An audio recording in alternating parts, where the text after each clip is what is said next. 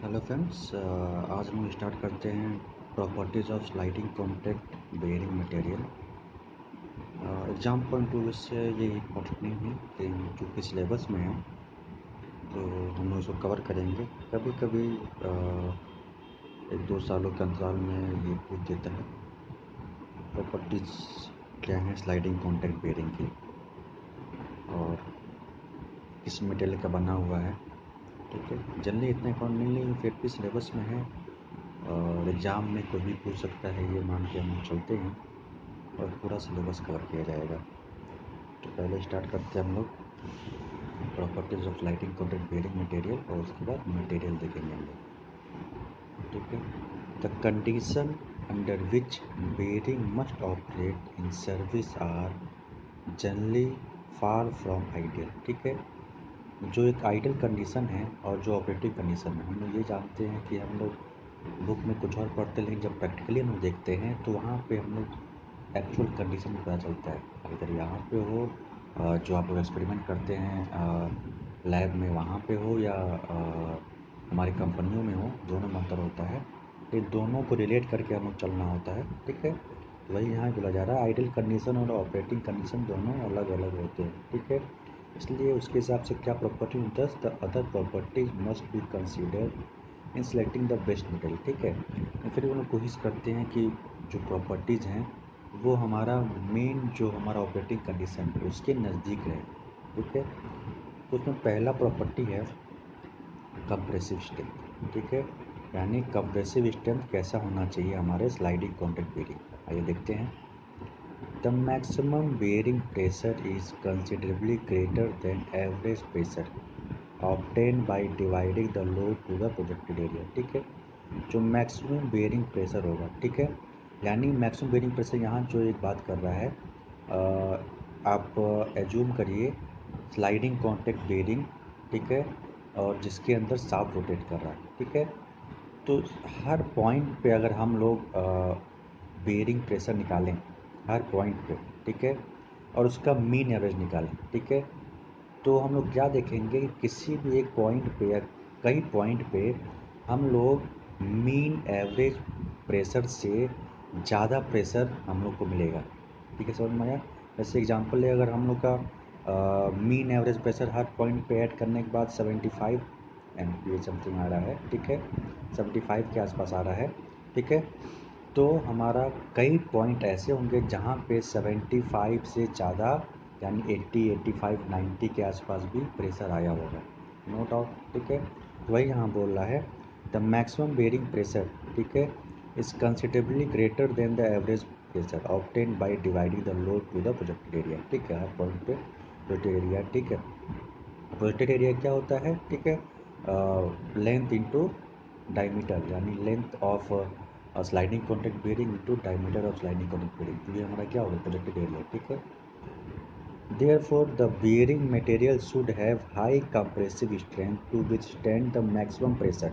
ठीक है, यानी हम लोग एवरेज के हिसाब डिज़ाइन नहीं करेंगे, हम डिज़ाइन किसके हिसाब से करेंगे, जो मैक्सिमम प्रेशर हो रहा है ऑब्टेन हो रहा है किसी पॉइंट पे, उसके हिसाब से डिज़ाइन करेंगे। चलिए समझ में आ गया हम लोग को। अब maximum pressure so as to prevent extrusion or other permanent deformation of the bearing. ठीक है, यहाँ एक्सट्रूजन वर्ड आया तो एक्सट्रूजन सबको जानता है, आप लोग पढ़े भी हैं मैन्युफैक्चरिंग साइंस वगैरह में, मटेरियल साइंस में, एक दो जगह पढ़े होंगे बेसिक में। ठीक है, फिर भी यहाँ डिस्कस कर रहे हैं। ठीक है, तो एक्सट्रूजन क्या होता है, हम लोग एक्सट्रूजन से एग्जांपल ले रहे हैं, हमारे जो सरिया आते हैं, ठीक है, जो घरों में यूज होते हैं, ठीक है, वो सरिया कैसे बनता है, एक्सट्रूजन प्रोसेस से बनता है। कैसे बनता है, एक स्मॉल ओपनिंग डाई होता है और उससे हम लोग जो रेड हॉट, ठीक है, आयरन को, ठीक है, मूव कराते हैं। ठीक है, तो क्या होता है, जितना बड़ा सरिया होगा उसके हिसाब से वो रॉड हमको मिलता है। ठीक है, तो वो हमारा क्या एक्सट्रूजन प्रोसेस है। ठीक है, या और भी कोई परमानेंट डिफॉर्मेशन, उसको हम लोग इससे रिमूव करेंगे। यानी कंप्रेसिव स्ट्रेंथ क्या होना चाहिए, हाई होनी चाहिए। किससे करस्पॉन्डिंग होना चाहिए, मैक्सिमम प्रेशर जो डेवलप हो रहा है बेयरिंग में उसके हिसाब से, एवरेज के हिसाब से नहीं। चलिए आगे आते हैं।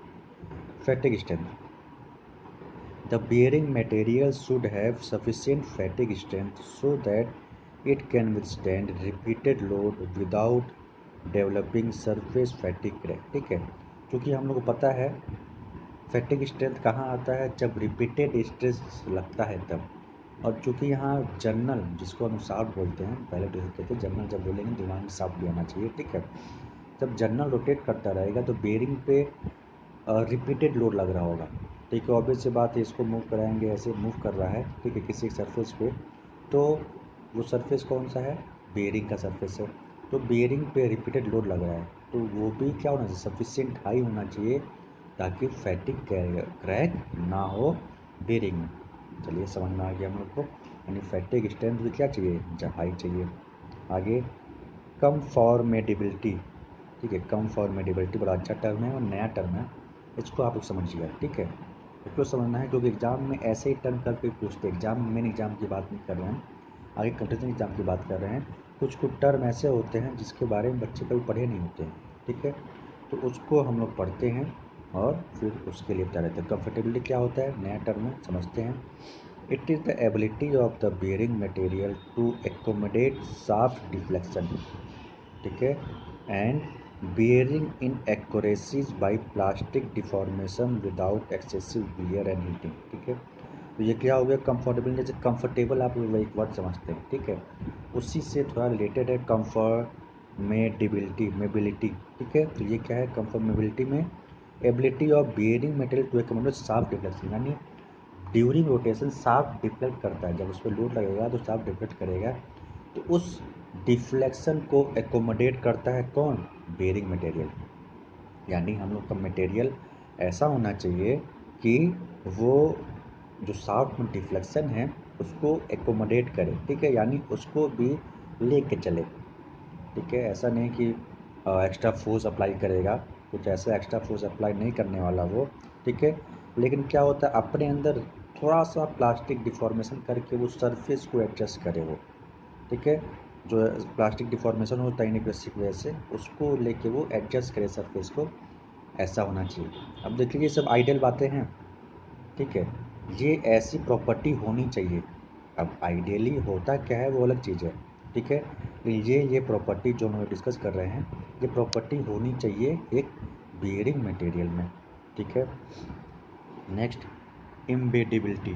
ठीक है, एम्बेडेबिलिटी क्या होता है, ये भी अच्छा टर्म है और ये भी एग्जाम पूछ सकता है, और कंपटीशन एग्जाम में जब आप कभी आप देंगे टेक्निकल तब। ठीक है, ये क्या है, it is the ability of bearing material to accommodate small particle of dust, grit etcetera without scoring the material of journal. ठीक है, तो एम्बेडेबिलिटी क्या है, ये एबिलिटी है बेयरिंग मटेरियल की। ठीक है, अगर कोई स्मॉल पार्टिकल या डस्ट या ग्रिट कुछ भी अगर आ जाता है ड्यूरिंग ऑपरेशन, ठीक है, तो उस बियरिंग सरफेस पे या सॉफ्ट सरफेस पे कोई स्कोरिंग मतलब कोई क्रैकिंग डेवलप ना हो जाए, या कोई दाग ना लग, दाग इन द सेंस मतलब ये कोई एक पार्टिकल है, ये यहाँ पे अगर अपना सरफेस दे रहा है, यहाँ देखिए, तो ये क्या कर रहा है, यहाँ से स्मॉल होल कर दे रहा है। ठीक है, तो small hole during operation number of time rotate करेगा तो वो बढ़ता जाएगा और हमारे मटेरियल के लिए सही नहीं है। ठीक है, यानी कोई भी क्रैक या कोई ऐसा चीज़ वो डेवलप ना कर पाए। ठीक है, तो क्या है, without scoring the material of the journal. Scoring हम लोग समझ गए हैं, यानी कोई पार्टिकल है, पार्टिकल की वजह से कोई क्रैक या कोई डॉट इन पिंस यानी नया डेवलप ना हो। ठीक है, आगे आते हैं बॉन्डेबिलिटी। ठीक है, बॉन्डेबिलिटी वैसे इतना इम्पोर्टेंट नहीं है एग्जाम पॉइंट ऑफ व्यू से, लेकिन देखते हैं, बॉन्डेबिलिटी नाम से समझ में आ जा रहा है, इसलिए एग्जाम में इसको देता नहीं। ठीक है, आगे देखते हैं हम लोग। Many high capacity bearing are made of bonding one or more thin layer of bearing material to a high strength steel shell. ठीक है, यानी एक जो हमारा बेयरिंग है, ठीक है, उसके ऊपर कई बेयरिंग मटेरियल के लेयर होते हैं। ठीक है, जैसे कि बता रहे हैं, many high capacity bearing are made of bonding one or more thin layer of bearing material, एक या एक से ज़्यादा कई लेयर होते हैं बेयरिंग मटेरियल के। ठीक है, to a high strength steel shell, steel shell का बना होता है और उस पर कई लेयर होते हैं बेयरिंग मटेरियल के। ठीक है, तो वो उसको वो बॉन्ड करके रखता है, यानी एक लेयर दूसरे लेयर से बॉन्डिंग होता है, ठीक है। अगर ऐसा नहीं होगा तो वो क्या हो जाएगा, और ड्यूरिंग ऑपरेशन फेल हो सकता है। Thus, the strength of the bond, that is bondability, is an important consideration in selecting bearing material, ठीक है। तो अगर एक ही मेटल का बना होगा, यानी अगर एक ही लेयर होगा बेयरिंग का, तो बॉन्डेबिलिटी की जरूरत नहीं है, ठीक है। लेकिन अगर एक या एक से ज़्यादा लेयर होंगे तो बॉन्डेबिलिटी की जरूरत पड़ेगी, यानी ये प्रॉपर्टी होनी चाहिए एक बेयरिंग मटेरियल में, किसी एक में, ठीक है। कोरोजन रेजिस्टेंस, ठीक है। The bearing material should not corrode away under the action of lubricating oil, ठीक है। क्योंकि हम लोग अभी डिस्कस किए थे कल के लेक्चर में कि जर्नल और बेयरिंग, ठीक है, यानी शाफ्ट और बेयरिंग के बीच में एक थिक लेयर होता है किसका, लुब्रिकेटिंग ऑयल का, ठीक है, या लुब्रिकेंट का, ठीक है। ये क्या करता है, direct metal to metal contact, यानी जर्नल और बेयरिंग के बीच में डायरेक्ट कॉन्टैक्ट को ये रोकता है, ठीक है। अब ये जो लुब्रिकेटिंग ऑयल है तो लिक्विड ही, ठीक है। तो लिक्विड जब ऑक्सीजन कॉन्टैक्ट में आता है तो क्या करेगा, कोरोजन, ठीक, कोरोजन को डेवलप कर सकता है, ठीक है। तो हमारा मटेरियल ऐसा होना चाहिए कि वो कोरोड ना हो, ठीक है, कोरोजन उसमें आई ना, ठीक है। वही चीज़ है, the bearing material should not corrode away under the action of lubricating oil. चलिए आगे देखते हैं हम लोग। थर्मल कंडक्टिविटी, ठीक है। थर्मल कंडक्टिविटी क्या है, हीट को जल्दी कंडक्ट कर दो, ठीक है, एक सरफेस दूसरे सरफेस। ये हम लोग मैन्युफैक्चरिंग साइज में सब पढ़े हैं, सब प्रॉपर्टी हमें पता है, लेकिन चूँकि ये हमारे बेयरिंग की प्रॉपर्टी है, स्लाइडिंग कॉन्टैक्ट बेयरिंग की, तो हम लोग यहाँ डिस्कस कर रहे हैं। तो थर्मल कंडक्टिविटी क्या होता है सब जानते हैं, फिर भी देखते हैं हम लोग। The bearing material should be of high thermal conductivity so as to permit the rapid removal of the heat generated by the friction, ठीक है। हम लोग ये पता है थर्मल कंडक्टिविटी काम क्या है, हाई थर्मल कंडक्टिविटी होगा क्या तो क्या होगा, लो थर्मल कंडक्टिविटी तो क्या होगा, हाई होगा तो क्या होगा, तुरंत एक सरफेस से दूसरे सरफेस पे या दूसरे एक लेयर से दूसरे लेयर पे वो क्या करेगा, हीट को कनेक्ट कर देगा। और लो होगा तो वो हीट को थोड़ा एब्जॉर्ब करेगा और बहुत डिले, जैसे डिले करके वो हीट को कनेक्ट करेगा।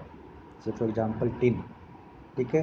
टिन की प्रॉपर्टी क्या है, बहुत जल्दी वो गर्म होता है, बहुत जल्दी ठंडा होता है। बहुत जल्दी गर्म क्यों होता है, क्योंकि उसको हीट करेंगे तो वो एब्जॉर्ब करेगा, जैसे हीटिंग ऑपरेशन हटाएंगे बहुत जल्दी ठंडा हो जाएगा, वो कूल हो जाता है, ठीक है, मुझे ये पता है, ठीक है।